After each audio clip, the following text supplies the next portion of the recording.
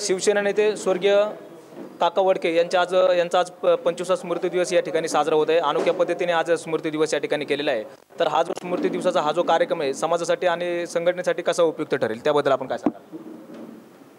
शिवसेनेच्या स्थापनेपासून माननीय बाळासाहेब ठाकरेंनी जेव्हा शिवसेना स्थापन केली त्यावेळेपासून काका वडके हे शिवसेनेचे खंदे समर्थक आणि बाळासाहेबांबरोबर शिवसेना कशी वाढेल, शिवसेना कशी मोठी होईल, शिवसेनेला शिवसैनिक कसे मिळतील ह्याच्यासाठी पुणे शहरात काका वडकेंनी फार मोठं काम केलेलं आहे। आणि आज बाळासाहेबांना जे कोणी मार्गदर्शन करणारं असेल तर ते त्यावेळेला काका वडके होते।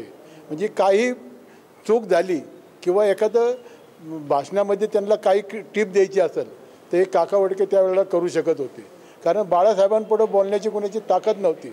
पण काका वडके असे वक्ते होते किंवा काका वडके असा माणूस होता की तो बाळासाहेबांना सुद्धा काही वेळेला मार्ग सांगायचे, आयडिया द्यायचे, त्यावेळेला टिप द्यायचे की हे केलं तर हे होणार आहे। म्हणून आज त्यांच्यामुळे शिवसेना वाढली आणि काका वडकेंमुळं आमच्यासारखे कार्यकर्ते बी आज या ठिकाणी उभे आहेत। मी काका वडकेंबरोबर शिवसेने स्थापन झाल्यापासून त्यांच्याबरोबर काम केलं आहे। या ठिकाणी अनेक कार्यकर्ते की ते काका वडकेंबरोबर शिवसेना वाढण्यासाठी फार मोठं धाडसी नेतृत्व, हिंदुत्वासाठी लढणारं, गरिबासाठी लढणारं आणि कुठलंही काम त्यांना सांगितलं त्या काळामध्ये आंदोलनं मोठ्या प्रमाणात करावी लागत, पण आंदोलन कसं करावं हे आम्ही त्यावेळेला काका वडकेंपासून या ठिकाणी शिकलो। आणि त्यावेळेला जे शिवसेनेने बाळासाहेबांनी जे आंदोलन डिक्लेअर केलं ते पहिल्यांदा काका वडके या ठिकाणी करत असत। आज जे पुणे शहराला जे रूप मिळाले ते शिवसेना नेते काका वडके, नंदू घाटे, शशिकांत सुतार या सर्वांमुळं आज शिवसेना या ठिकाणी मोठे। आज आम्ही जे बोलतो आहे त्यांच्यात मार्गदर्शनाखाली शिकलो। भाषण कसं करावं हे नंदू घाटेने आम्हाला शिकवलं, काका वडकेने आम्हाला शिकवलं, म्हणून आज आम्ही तुमच्यासमोर बोलतो आहे। अशा नेत्यांना जाऊन आज 25 वर्ष झाली। मी माझ्या सर्व शिवसेनेच्या वतीने त्यांना भावपूर्ण श्रद्धांजली वाहतो। आपण काय नियोजन शिवसेनेच्या वर्धापनानिमित्त ज्यावेळेला कार्यक्रम होईल त्यावेळेला यांना जे जेवणाच्या टेबलाची आवश्यकता आहे ते टेबल आम्ही सर्व शाखेंवरनं मिळून ह्या कार्यालयाला भेट देणार आहोत।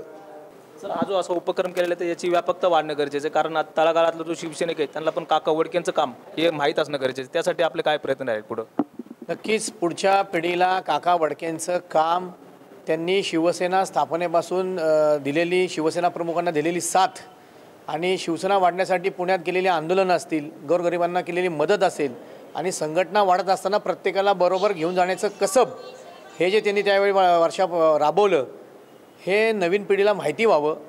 नवीन पिढीला शिवसेना पूर्वीच्या काळात कशा प्रकारे काम करत होती हे सर्व आत्ताच्या पिढीला आणि इथून पुढच्याही पिढीला माहिती व्हावं, म्हणून असे कार्यक्रम होणे, त्यांच्या स्मृतिप्रीत्यर्थ असेल, त्यांच्या जयंतीनिमित्त असतील असे होणे आणि जुने शिवसैनिक आणि आत्ताचे शिवसैनिक त्यांनी एकत्र मिळून काम केलं तर ही शिवसेना आणखीन वाढीला मदत होईल। अशा प्रकारचे इथून पुढे कार्यक्रम होत राहतील। हा जो आज उपक्रम हाती घेतलेला आहे तर याच्या पुढे अजून आपण काय नियोजन आहे का पुढचा अजून काय उपक्रम घेण्याचं? काकांनी आम्हाला जे मार्गदर्शन केलं होतं, देव देश आणि धर्म, देव देश आणि धर्म याच्यासाठी शिवसैनिकांनी घराघरातनं कटिबद्ध झालं पाहिजे आणि ते विचारच खरोखर आपल्याला शाखेशाखेतनं, शिवसेनेच्या घराघरातनं, शिवसैनिकांच्या आपल्या वस्त्यांमधनं ते जर पोचवले तर परत जी जोमानी शिवसेना जी काका वडकेंच्या काळात जी वाढली होती, जी हवाची वाटत होती त्या पद्धतीचं होणे गरजेचं आहे आणि त्या दृष्टीने प्रयत्न आम्ही करणार आहोत। सर, आज आपण बघतो आज 25वा स्मृती दिवस या ठिकाणी साजरा होत आहे आणि तुम्ही चळवळ, त्यांची वडिलांची तुम्ही चळवळ पाहिलेली तर त्याबद्दल आपला काय अनुभव असेल थोडा सांगा ना सर। वडिलांची चळवळ, शिवसेना म्हणून जे ज्यांचे खरे सहकारी होते हे सर्व ज्येष्ठ माणसांनी सांगितलेले आहे। या निमित्ताने एकच आठवण की त्यांना दीनदुबळ्यांची कणव होती, कारण स्वतः त्यांचं आयुष्य हे लहानपणी फार खडतर याच्यात गेलं की आम्हाला ते सांगतात आम्ही भाग्यवान आहे, पण त्यांनी दुसऱ्याच्या घरचं राहिलेलं अन्न आमच्या आजींनी त्यांना खायला घातल्यामुळे त्यांना गरिबाबद्दलचं जाण, अन्नाची किंमत, म्हणजे एक छोटीशी आठवण म्हणून फक्त एवढंच सांगेन की आम्ही कामाला जाताना आम्हाला जेवण आवडलं नाही तर आपण डबा टाकून देतो, त्यातली एखादी वस्तू नाही आवडली तर आपण म्हणतो डबा तसाच शिल्लक राहिला। ते म्हणायचे बाळांनो तुम्हाला खायला मिळते म्हणून अन्नाची किंमत नाही, थोडेसे डोळे उघडे ठेवून समाजाकडे बघा, मग तुम्हाला कळेल माणसाला तीसुद्धा भाकरी मिळत नाही.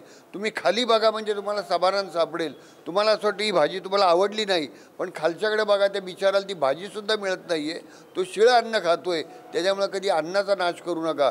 ज्यावेळी आत्ता ही मुलं पाहिली त्यावेळी कुठेतरी असं एक वेदना होतात की नाही आपण यांच्यासाठी काय केलं पाहिजे, काय करू शकतो.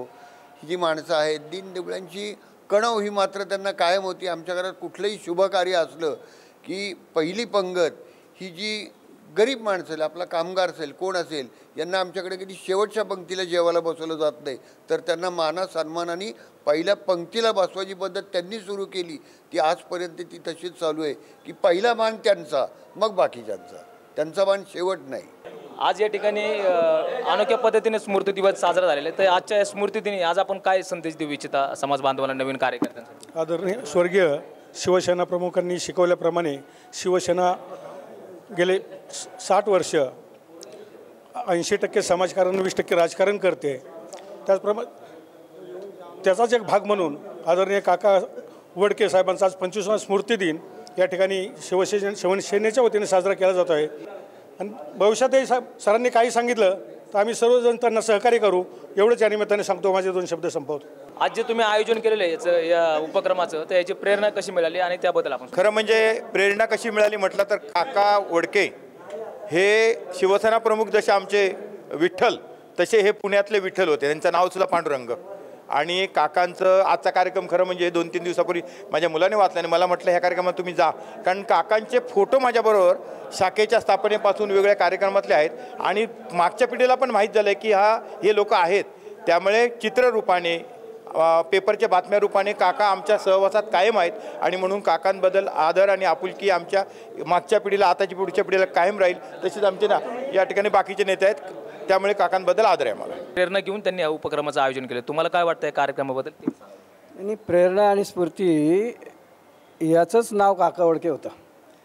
ज्यांचा जन्म त्याच्यासाठी झाला होता की ज्यांचे आमच्यावरती संस्कार जे झाले की पुण्याची राजधानी, जसं महाराष्ट्राची सांस्कृतिक राजधानी पुण्याला म्हटलं जातं, तसं महाराष्ट्राच्या शिवसेनेतली सांस्कृतिक व्यासपीठ कोण असेल तर काका वडके असं सांगण्यासारखी गोष्ट. म्हणजे त्यांना त्यांचं मन एवढं मोठं होतं की त्यांना चांगले द्रष्टा नेता म्हणता येईल त्याला, की ती सांस्कृतिक शिवसेनेमधलं म्हणजे सुशिक्षित ग्रॅज्युएट माणूसच सुसंस्कृत असतो असं नाही आहे.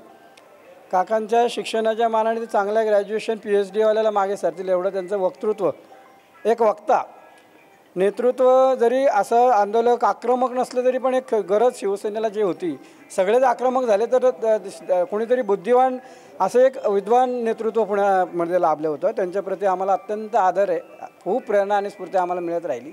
माझं व्यक्तिगत त्यांनी 1985 साली पहिली महापालिका झाली, ज्यावेळेला मी कॉलेजला होतो, त्यावेळेला गालिंदेंच्या पुस्तकाचं पहिल्यांदा पुणे शहरात कौतुक झालं. प्रचार पुस्तक जे मी काढलं होतं तेव्हा मी 12वी काहीतरी असेल त्यावेळेला.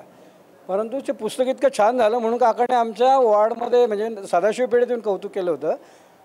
त्यावेळेपासून माझा हात, छाबसकीचा हात माझ्या पाठीवर होता. ते त्यांचं मी अलीकडे जाण्यापूर्वी काही लिखाण केलं होतं, ते काकांना खूप आवडलं होतं.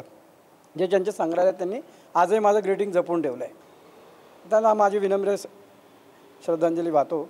आणि या ठिकाणी काका वडके म्हणलं की पुणे शहरामध्ये ज्या वेळेस शहराची बैठक असेल त्यावेळेस योग्य मार्गदर्शन करणार, निर्भीड आणि मार्गदर्शन करून अशा पद्धतीने कार्यक्रम घ्या म्हणून असं सांगणारे एकच नेते होते असे. आणि दुसरे आपले नंदू घाटे एक होते. जबरदस्त म्हणजे असे स्फूर्त आणायचे एक अंगावर शरीरात की त्या टायमाला आम्ही त्या जोमाने काम करायचं सेनेचं. आणि ज्यावेळेस मी 1985 साली येरडा गावठाणातून उभा होतो त्यावेळेस काका वडकांनी माझ्या प्रचार सभेच्या टायमाला त्यांनी सभा घेतली ती, चांगलं मार्गदर्शन केलं सगळ्यांनी. त्यावेळेस त्यांनी रिस्पॉन्स बी दिला त्यावेळेस. तर त्याच्यामुळं आम्हाला काकांबद्दल बोलायचं म्हणणं तर भरपूर काय आहे. त्यांनी खूप शिवसेनेसाठी योगदान दिलेलं आहे. त्यांनी हेच वाहिलं होतं त्यांच्यासाठी, सेनेसाठी. त्याच्यामुळं आज 25वा स्मृती दिन असल्यामुळं मी त्यांना प्रणाम वाहतो.